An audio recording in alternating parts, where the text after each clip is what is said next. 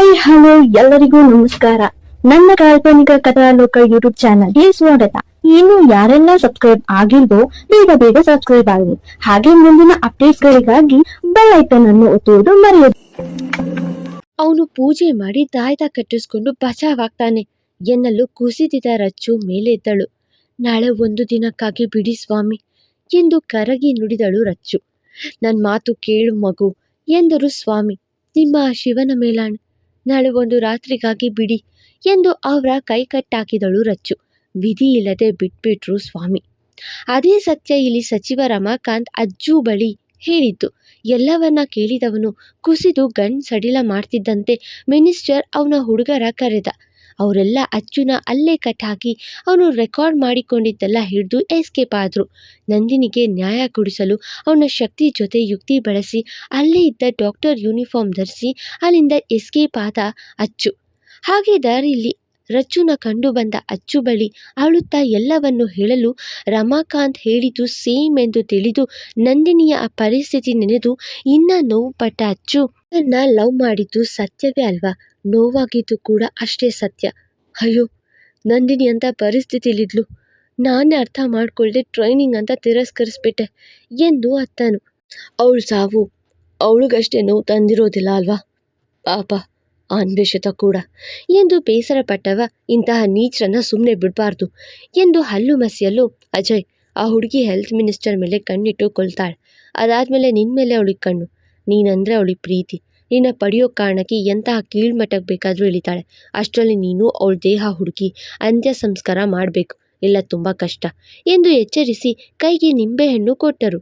ಅವಳ ದೇಹವನ್ನು ಅಪರೂಪಕ್ಕೆ ಬಂದಿರುವ ಈ ಚಂದ್ರಗ್ರಹಣದ ರಾತ್ರಿ ಪೂಜೆಗೆ ಅರ್ಪಿಸಿ ಅವಳ ಅಂತ್ಯ ಮಾಡುವ ಪಣ ಅವರದ್ದು. ಅದಕ್ಕೆ ದೇಹವನ್ನು ಇನ್ನೂ ಏನು ಮಾಡದೆ ಹಾಗೆ ಇರಿಸಿದ್ದಾರೆ ಎಂದವರು. ಇದು ನಿನಗೆ ಅವಳ ದೇಹ ಇರುವ ಜಾಗ ತೋರುತ್ತೆ ಎಂದಾಗ ಜೇಬಲ್ಲಿ ಹಾಕೊಂಡು ರಚನಾ ಜೊತೆ ಮನೆ ಕಡೆ ನಡೆದನು. ಪ್ರೀತಿಸಿದ ಹುಡುಗಿಗೆ ಹೀಗಾಗಿದ್ದು ಅವನನ್ನು ಡಿಪ್ರೆಷನ್ಗೆ ತಳ್ಳಿತು. ಗಂಡನನ್ನು ನೋಡಿ ತಾನು ನೋವನುಭವಿಸಿದ್ಲು ರಚ್ಚು.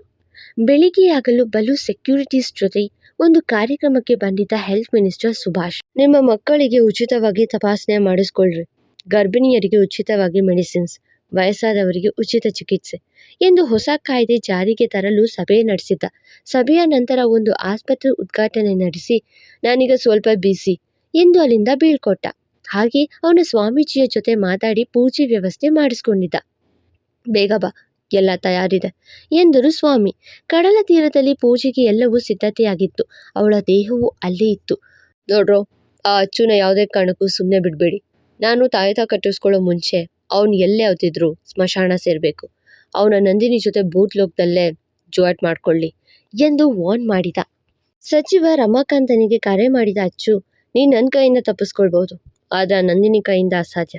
ಸುಮ್ಮನೆ ಸತ್ಯ ಒಪ್ಕೊಂಡು ಜನರೆದುರು ನಿನ್ನ ಕ್ಷಮೆ ಕೇಳು, ಸತ್ರೆ ಚೂರು ಪಾಪ ಕಡಿಮೆ ಆಗುತ್ತೆ ಎನ್ನಲು, ಮೊದಲು ನೀನು ಓದ್ಕೊ, ನೀನು ಹುಡುಕ್ತಿದ್ದಾರೆ ನನ್ನ ಹುಡುಗರು, ನಿನ್ನ ಎತ್ತಂಗಡಿ ಮಾಡಿಸೋ ಪ್ಲಾನ್ ಇದೆ ಎಂದು ನಕ್ಕಿ ಫೋನ್ ಕತ್ತರಿಸಿದ ಮಿನಿಸ್ಟರ್. ಹಾಗೆ ನೋಡುತ್ತಲೇ ಅಂದು ಹೆಚ್ಚು ಕತ್ಲಾಗಿತ್ತು. ನಡೀರಿ ಎಂದು ಮುಂದೆ ಹೋಗಲು ಕಾರ್ ಮುಂದೆ ಸಾಗದು. ಏನಾಯ್ತು ಎಂದು ಕೇಳಲು ಕಾರಲ್ಲಿದ್ದವರೆಲ್ಲ ಮೂರ್ಛೆ ಹೋಗಿದ್ರು. ನೋಡುತ್ತಿರಲು ನಂದಿನಿ ಡ್ರೈವ್ ಮಾಡೋಕೆ ಶುರು ಮಾಡಿದ್ಲು. ಕತ್ತಲು ಕಗ್ಗತ್ತಲಾಯಿತು. ನೀನಾ, ಪ್ಲೀಸ್ ಬಿಡು ನನ್ನ, ಪ್ಲೀಸ್ ಎಂದು ಶುರು ಹಚ್ಚಿದ. ಯಾಕೆ ಎಂದು ಕಾರನ್ನ ಉಲ್ಟಾ ಓಡಿಸೋಕೆ ಶುರು ಮಾಡಿದ್ಲು. ನಂದಿನಿ ಅವನನ್ನ ಬಿಡುವುದಿಲ್ಲ ಎಂದು ಅರಿತು ಅಜಯ್ ಕೂಡ ರಮಾಕಾಂತನ ಬಳಿ ಸತ್ಯ ಹೇಳಿಸಲು ಅಲ್ಲಿಗೆ ಬಂದಿದ್ದ. ಅವನಿದ್ದ ಜಾಗಕ್ಕೆ ಮರು ಉಲ್ಟಾ ಬಂದ ಕಾರ್ ನೋಡಿದ ಅಜಯ್, ನಂದಿನಿ ಇರಬೇಕು ಎನ್ನಲು ಅವಳ ಘೋರ ರೂಪ ನೋಡಿ ನೊಂದುಕೊಂಡ. ಎಷ್ಟು ರೂಪವಂತಿ ಆಗಿದ್ಲು, ಅಷ್ಟೇ ಕ್ರೂರಿ ರೂಪ ತಾಳಿದ್ಲು. ಯಾಕೆ ಕೊಂದೆ ನನ್ನ, ಹೇಗ್ ಕೊಂದಿದ್ದು ನನ್ನ, ಯಾಕೆ ಹುಡುಗಿರು ಕಾಣೆ ಆಗೋದು, ಹೇಳೋ, ಸತ್ಯ ಹೇಳು ಎಂದು ಅವನನ್ನ ಕೂತಲ್ಲೇ ಬಂಧಿಸಿ ಕೇಳಲು, ಗೊತ್ತಿಲ್ಲ ಎಂದನು. ಅವಳ ಉಗುರು ಕಣ್ಣಿಗೆ ತಾಗುವಾಗ್ಲೇ ಹೇಳ್ತೀನಿ ಎಂದು ಬೆದರುತ್ತಾ ಶುರು ಮಾಡಿದವನ ನೋಡಿ ನಕ್ಕಳು. ಅಚ್ಚು, ಇವನ್ ಬಾಯಿಂದ ಸತ್ಯ ಕೇಳು ಎಂದು ಅವನ್ ಬಾಯಿಂದ ಎಲ್ಲವನ್ನ ಹೇಳಿಸಿದ್ಲು. ಅಂದಾಜಿನಿಂದೆಯೇ ಬಂದಿದ್ದ ಅಜಯ್ ಅದನ್ನ ವಿಡಿಯೋ ಮಾಡ್ದ. ಹೀಗ್ ಬಿಡು ನಂದಿನಿ, ಕ್ಷಮಿಸ್ಬಿಡು ಎಂದು ಕೇಳುವ ರಮಾಕಾಂತನನ್ನ ಕಾರಿನಿಂದ ಬೀಳ್ಸಿದ್ಲು. ಬಿಡು ನಂದಿನಿ, ಪ್ಲೀಸ್ ಬಿಡು ಎಂದು ಬೇಡಿದ. ಅವತ್ತು ನಾನು ಹೀಗೆ ಕೇಳಿದೆ, ಆ ಅನು ಕೂಡ ಹೀಗೆ ಕೇಳಿದ್ಲು, ಆತ ನೀವು ಬಿಡ್ಲೇ ಇಲ್ಲ ಎಂದು ಅವಳ ಉಗುರು ಚಾಚಿ ಕುತ್ತಿಗೆ ಎಳೆದು ಕಾಲ ಬಳಿ ಕರೆಸ್ಕೊಂಡ್ಳು. ಏನಂದೆ ನೀನು? ನಿನ್ನ ದಾರಿಗೆ ಅಡ್ಡ ಬರಬಾರ್ದು ಅಂತಾನಾ ನನ್ನ ಅರೆಬರಿಯ ಮೈಯಲ್ಲಿ ನಿಲ್ಲಿಸಿ ವಿಡಿಯೋ ಮಾಡ್ದೆ ಅಲ್ವಾ ಇದೇ ಕೈಯಿಂದ ಎಂದು ಅವನ ಕೈಗಳನ್ನ ದೇಹದಿಂದ ಕೀಳಲು ಅಮ್ಮ ಎಂದು ಚೀರಿದವನಿಗೆ ಏನಂದೆ? ಅಮ್ಮ? ಅಮ್ಮನ? ಅಮ್ಮನ ಬಗ್ಗೆ ಸರಿಯಾಗಿ ತಿಳಿದ್ರೆ ಹುಡುಗಿರ ಮೇಲೆ ಅತ್ಯಾಚಾರ ಯಾಕ್ರೋ ಮಾಡ್ತೀರಾ? ಸಂಬಂಧಗಳ ಬೆಲೆ ಗೊತ್ತಿಲ್ಲದ ನಿಮ್ಮಂಥವ್ರು ಬದುಕಬಾರ್ದು.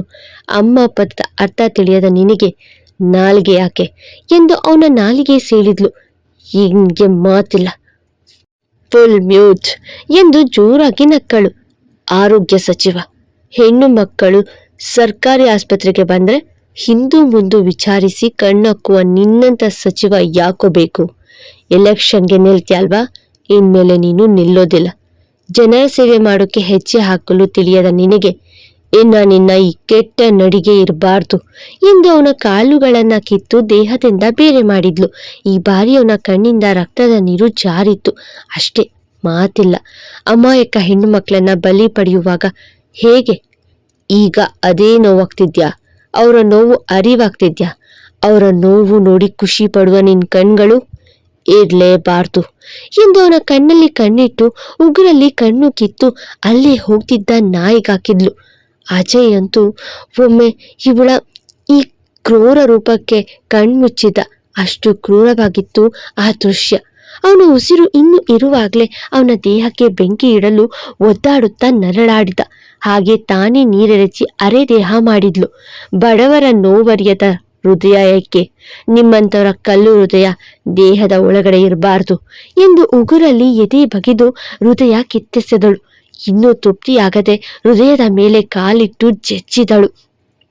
ಆನಂದ, ಪರಮಾನಂದ, ಮಹಾನಂದ, ನಿಮ್ಮಂತಹ ನೀಚರ ಸಂಹಾರ ಮಾಡಿದ ಖುಷಿ. ಸಾಯಿ ಸಾಯಿ ಎಂದು ಕುಣಿದಾಡುತ್ತಾ ಅವನ ಉಸಿರು ಇನ್ನು ನಿಲ್ಲುತ್ತಿರಲು ಕಾಲಿನಿಂದ ಕುತ್ತಿಗೆ ಹಿಸುಕಿದ್ಲು. ಅನ್ವೇಷಿತಾಗೆ ಮಾಡ್ದಂತೆ ಹಾಗೆ ಅವನ ದೇಹದ ಜೊತೆ ಮಾಯವಾದಳು. ಅಜಯ್ ಊಹೆ ಪ್ರಕಾರ ಆಲದ ಮರದ ಸನಿಹಕ್ಕೆ ಬಂದಿಳಿದು ಅವನನ್ನ ಅದೇ ಮರಕ್ಕೆ ನೇಣು ಬಿಗಿದ್ಲು.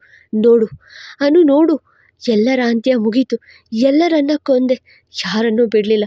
ಈಗ ನಿನ್ನ ಆತ್ಮಕ್ಕೆ ಶಾಂತಿ ಸಿಕ್ತು. ಹೋಗ್ಬಾ ಪುಟ್ಟ ಎಂದು ಕೂಗಲು ಒಂದು ಬಿಳಿಯಾಕಾರ ಆಕಾಶಕ್ಕೆ ಖುಷಿಯಿಂದ ಜಿಗಿಯಿತು. ಅದೇ ಅನ್ವೇಷಿತ ಆತ್ಮ. ಥ್ಯಾಂಕ್ಸ್ ಅಕ್ಕ ಎನ್ನುವಂತೆ ನಂದಿನಿ ಕಣ್ಣಿಗೆ ಖುಷಿಯಿಂದ ಕಾಣಿಸಲು ಹೋಗಿ ಬಾ ಕಂದ ಎಂದು ಕಳುಹಿಸಿದಳು ನಂದಿನಿ.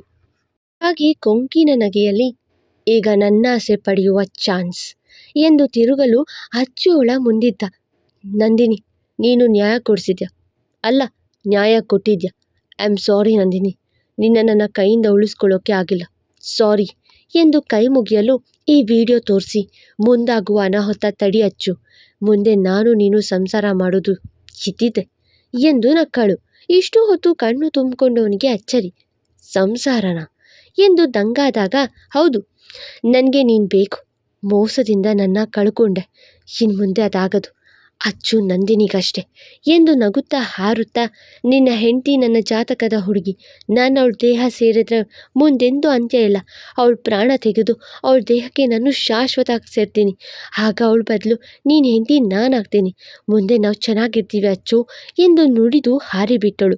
ಅವಳ ಮಾತು ಕೇಳುತ್ತಾ ಹೇಳಿದವ ನಂದಿನಿ ನಂದಿನಿ ಎಂದು ಕೂಗಲು ಸ್ವಾಮಿಯ ಮಾತು ನೆನಪಾಯಿತು. ಅವಳ ಅಂತ್ಯಕ್ಕೆ ದಾರಿ, ದೇಹಕ್ಕೆ ಮುಕ್ತಿ. ನಿಂಬೆ ಹಣ್ಣನ್ನು ಹುಡುಕಿದ ಅಚ್ಚು, ಆದರೆ ಅದು ನಿನ್ನೆ ಹಾಕಿದ್ದ ಪ್ಯಾಂಟ್ ಜೇಬಲ್ಲಿದ್ದು ಅದನ್ನು ನೆನೆದವ ಹುಡುಗಿ ಮನೆ ಕಡೆ ನಡೆದ. ಇತ್ತ ನಂದಿನಿ ರಚನಾ ಜೀವ ತೆಗೆಯೋಕೆ ಬರ್ತಿದ್ಲು. ಇಲ್ಲ ಬಂದೇ ಬಿಟ್ಟಿದ್ಲು. ಮುಂದೆ ಹಾಗಾದರೆ ನಿಜವಾಗ್ಲೂ ನಂದಿನಿ ರಚನಾನ ಕೊಂದು ಅವಳ ದೇಹ ಸೇರಿ ಅಚ್ಚು ಜೊತೆ ಸಂಸಾರ ಮಾಡೋಕೆ ಸಾಧ್ಯನಾ? ಹಾಗಾದರೆ ಏನೋ ತಪ್ಪು ಮಾಡಿದ ರಚ್ಚುಗೆ ಮೋಸ ಆಗತ್ತಾ? ಇಷ್ಟು ಕ್ರೂರತ್ವ ಮೆರೆಯುವ ನಂದಿನಿನ ಅಜಯ್ ನಿಜವಾಗ್ಲೂ ಒಪ್ಕೊಳ್ತಾನ? ನೋಡೋಣ. ಇನ್ನು ಕೇವಲ 1 ಅಥವಾ 2 ಎಪಿಸೋಡ್ ಬಾಕಿ ಇದೆ ಅಷ್ಟೆ. ಈಗ ನಿಮಗೆಲ್ಲ ಡೌಟ್ಸ್ನ ಕ್ಲಿಯರ್ ಮಾಡಿದ್ದೀನಿ ಅಲ್ವಾ? ತಪ್ಪದೆ ಕಮೆಂಟ್ ಮಾಡಿ ನಿಮ್ಮ ಅಭಿಪ್ರಾಯ ತಿಳಿಸಿ. ಮತ್ತೆ ಸಿಗುವ. ಫಾಲೋ ಮಾಡಿ ಕಾಲ್ಪನಿಕ ಕಥಾಲೋಕ. ಮತ್ತೆ ಸಿಗುವ.